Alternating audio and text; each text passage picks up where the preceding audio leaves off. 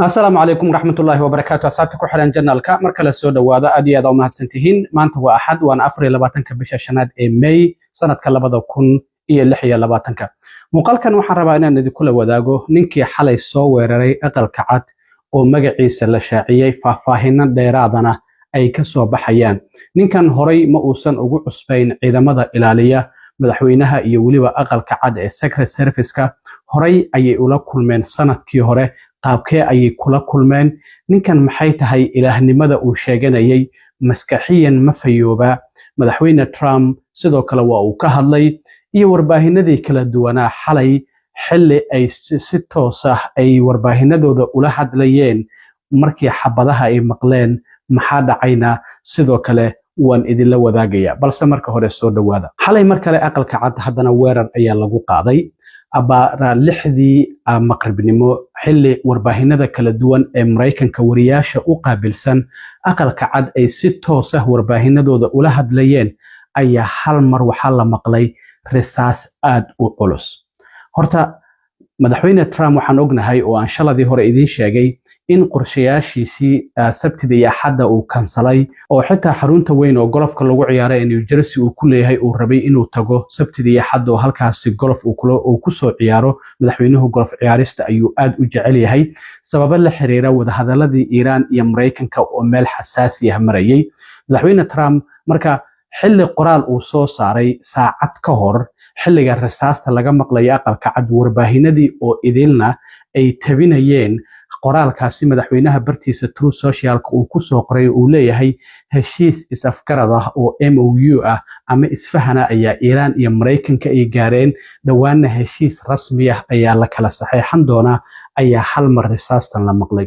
wariyaal warbaahinada kala duwan ee caalamka iyo kuwa gudaha Mareykanka waxay leeyihiin wariyaal u xil saaran aqalka cad oo madaxweynuhu haddii uu joogo aqalka cadna joogaya haddii uu baxo meel kale aadana raacaya si ay u soo tabiyaan madaxweynaha wax kasta uu qabanayo marka warbaahinada kala duwan xilligaasi lixda oo maqribnimo ahayd xilliyadii wararka loo diyaar garoobay ahayd marka wariye kasta live ayuu ku jiray oo warbaahintiisa ayuu qoraalkii madaxweynuhu uu soo qoro bartiisa True Social-ka oo heshiiskii is-afgaradka ee Iran uu wariye kastaba warbaahintiisa uu siinayay marka wariyaashii hal mar waxa ay ku war heleen rasaastan xoogan oo la leeyahay waxay ka dhacday dhinaca waqooyi ee aqalka cad gaar ahaan wadada Pennsylvania Avenue iyo wadada 17 ay meel ciidamada Secret Service-ka ee madaxtooyada qofka soo galaya iyo qofka ka baxaya la socda dhaqdhaqaaqiisa ayaa ninkan uu soo istaagay oo magaciisa lagu sheegay Nasir Best oo 22 jir ah oo Maryland ka soo jeeda kadibna rasaas ayuu ooda kaga qaaday ciidamadii Secret Service-ka iyaguna waa ay ka jawaabeen kulay ninkii xabad ayaa ku dhacday ama xabado lama sheegin inta ku dhacday isagoo dhaawac ayaa isbitaal loola cararay waana geeriyooday haddaba wax yar bal ila daawada labadan wariye oo waliba dumar ah oo ka kala tirsan NBC iyo ABC oo la yiraahdo Julia Circuit iyo waliba Selena Wang xilli ay si toos ah warbaahinadooda ula hadlayeen ayay rasaasta maqlayaan gabadha ugu horeyso waa Julia Circuit oo NBC ka tirsan waa ay la yaaban tahay waxay leedahay waa maxay waxa dhacaya waa ay kala garan laadahay sakana ay ku qaadanaysaa in ay fahanto markii dambana ay ka cararto gabadha kale ee Selena Wang ee ABC ka tirsanna iyaduna sidoo kale waxa ay la hadlaysay warbaahinteeda oo xitaa qoraalka Trump uu soo qoro arrimaha Iran uga hadlayay ayay warbaahinteeda ay siinaysay kadibna markay rasaasta maqasho hal mar dhulka ayay u dagaysaa oo ay gabanaysaa markii dambana kaameramannadeedii waxa ay u sheegayaan warbaahinteeda ABC in ay shooting oo socdo ama rasaas ay socoto kadibna ay raadsanayaan meel gabaad ah marka bal wax yar ila daawada labadan gabdhood oo ABC iyo waliba NBC ka kala tirsan iyo rasaasta background-ka laga maqlayo inta ay la eg tahay marka ay dhacayso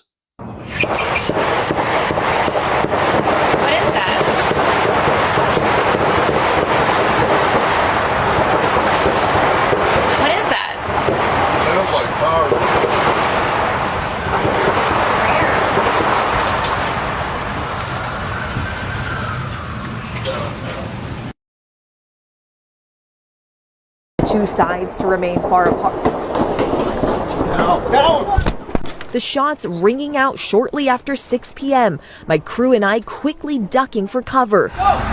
markaas kadib aqalka cad lockdown ayaa la geliyay ku dhawaad muddo saacada wariyaashii oo idil waxa la yiri gudaha gala qaybta waxa tagtaan briefing roomka oo afayeenka aqalka cad shirarka jaraa'id uu ku qabto markaas kadib warbaahinedoodii ayay bilaabeen inay warbixin kala siiyaan oo ka duwan tii markii hore ay siinayeen oo leeyihiin toogasho ayaa dhacday rasaas fara badan ayaa la maqlayaa madaxweynuhu sidoo kale aqalka cad ayuu ku sugnaa isagana meel ammaan ah ayaa la geeyay isaga iyo waliba gulihiisa amniga qaranka oo arinta Iiraan darteed ay aqalka cad ay u joogeen markaas kadib ciidamada Secret Service-ku wariyaashii oo idil waxa muuqaalkan aad ka arkaysaan askarigan ka tirsan ciidamada Secret Service-ka oo dhahaya gudaha gala albaabkana xirta wariyaashii iyaguna waxay isku dayayaan in ay bal wax duubtaan oo waxa meesha ka dhacay ay muuqaal ay ka helaan isaguna wuxuu leeyahay gudaha gala hana ka soo bixinina marka bal wax yar muuqaalkan kooban ila daawada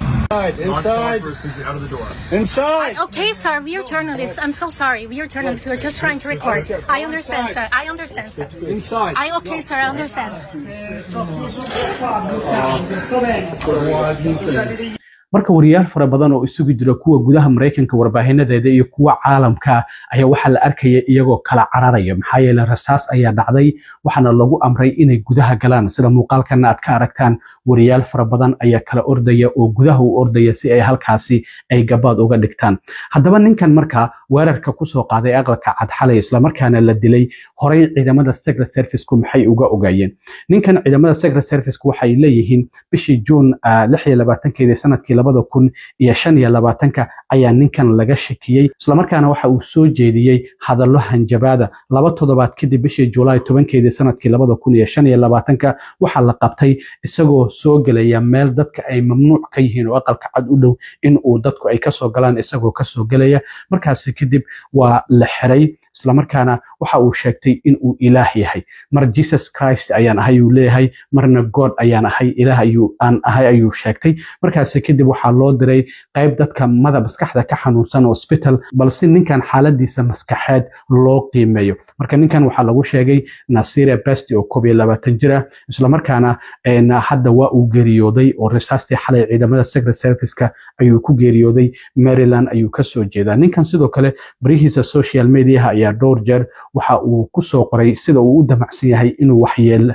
waxyeelayo madaxweyne Trump marka madaxweyne Trump isla xalaba qoraalkan ayuu soo qoray wuxuu leeyahay waan u mahad celinayaa ciidamada Secret Service-ka kuwaas oo tilaabo degdeg ah qaaday weerarkii xalay ka dhacayna ka jawaabay meel u dhow aqalka cad isla markaana qofkaasi fuliyay wuxuu ahaa qof horay taariikhdiisa qalalaasa fara badan u soo geystay isla markaana waxa uu sheegay in uu dhibaato ku qabay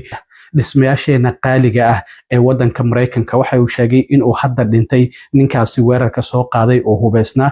kadib markii ay rasaas isweydaarsadeen isaga iyo ciidamada Secret Service-ka meel u dhow aqalka cad waliba albaabka laga soo gala ah sida uu sheegayo madaxweynuhu waxana uu sheegay arrintan inay ku soo beegantay bil kadib markii cashadii wariyaasha oo madaxweyne Trump uu ka qayb galayo hotelka Hilton oo aan ka fogeyn aqalka cad 25 bishii hore ee April nin madow ah oo magaciisa Cole Allen lagu sheego 31 jir ah oo California ka soo jeeda oo weerar ku soo qaaday isagana markii dambe la qabtay waliba qofna kuma dhaawacmin isagana waxba ma aysan soo gaarin oo waa la qabtay haddana dacwado kala duwan ayaa lagu soo oogay marka arrintan markale madaxweyne Trump wuxuu uga faa'iideysanayaa dhismaha hoolkii weynaa ee ballroom-ka uu doonayay marka wuxuu leeyahay arrintan waxay muujinaysaa sida ay muhiimad ugu tahay dhammaan madaxweynayaasha mustaqbalka in meel ammaan ah oo safe ah in la dhiso sida madaxweynayaasha mustaqbalka ay arrintan ay muhiim ugu tahay marka arrintiisi ballroom-ka ayuu mar kale halkan soo gelinaya wuxuu leeyahay ballroom-kaas waxa uu noqonayaa mid kamid ah noociisa kii ugu horeeyay